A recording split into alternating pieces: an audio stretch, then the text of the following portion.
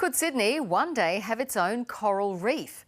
The record-breaking warm waters threatening the Great Barrier Reef are having unforeseen consequences further south. Off Manley, a subtropical coral species is thriving.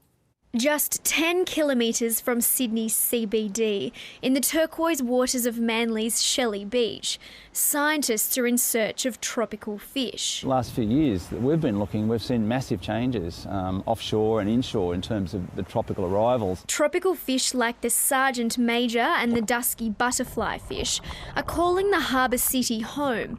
Initially, very few would survive the cool winter temperatures.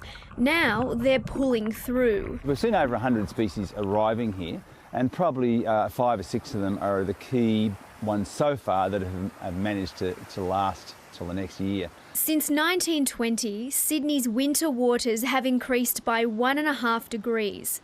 That's one reason these fish can now survive so far south.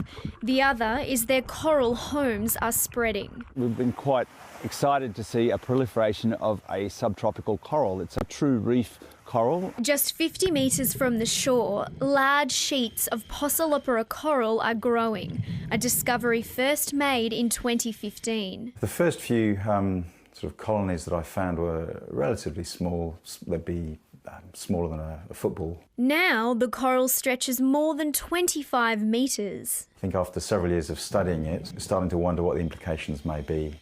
In August, the long-term outlook for the Great Barrier Reef was downgraded from poor to very poor by the federal government. With this comes the question, could the corals growing in subtropical areas like Sydney offer hope to the tropical fish stressed by climate change? While Manley's reef is of interest, the professor says it's no Great Barrier Reef. It may be a bit of a refuge for a couple of the fish species, for instance, but I don't think it's a saving grace. Resilient corals and Sydney's new underwater sanctuary. Harriet Tatham, ABC News, Sydney.